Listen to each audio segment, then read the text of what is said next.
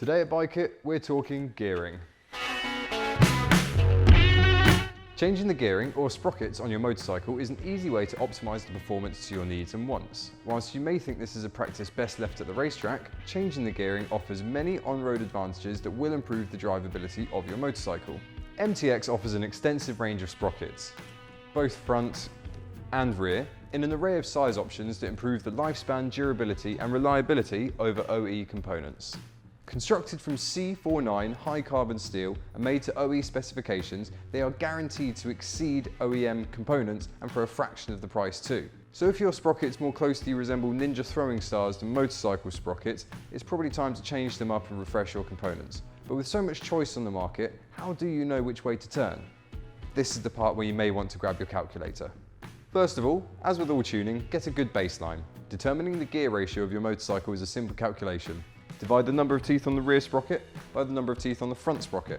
That ratio represents the number of times the output shaft or front sprocket fully rotates for each complete revolution of the rear wheel. In this example, we've got a 41 tooth rear sprocket and it's married up to a 15 tooth front sprocket.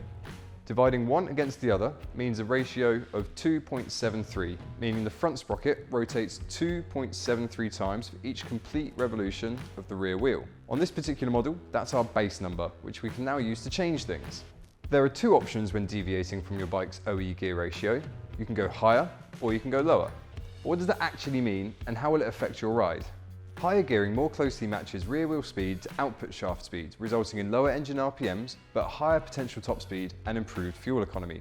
The trade-off is reduced throttle response and slower acceleration. Higher gearing will give a lower ratio number. Conversely, lower gearing delivers more rotations of the rear wheel for each spin of the front sprocket, thereby raising engine RPMs and improving throttle response for quicker acceleration. The compromise is a lower top speed and reduced fuel economy. To further the confusion, adding teeth to the front and rear sprockets have opposite effects. Installing a larger front sprocket creates higher gearing, whilst a larger rear sprocket lowers gearing.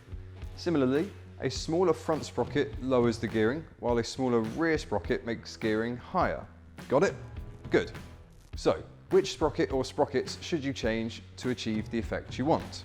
Well, ultimately it depends on what you are trying to achieve and the kind of riding you do.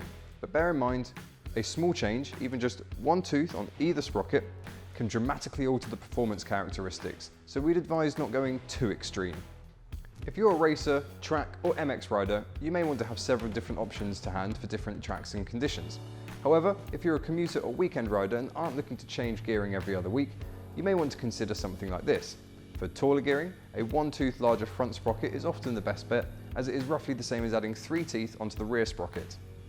For more subtle changes, combine a +1 tooth front sprocket change with a -1 tooth change at the rear sprocket, but ultimately it's up to you and the kind of riding that you do.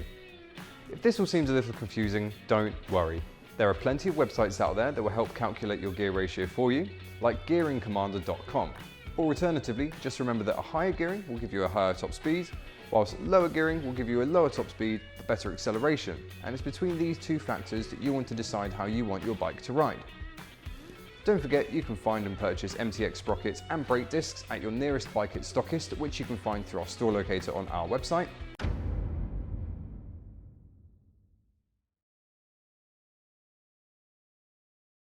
Thanks very much for watching. Let us know in the comments what gearing you run and why.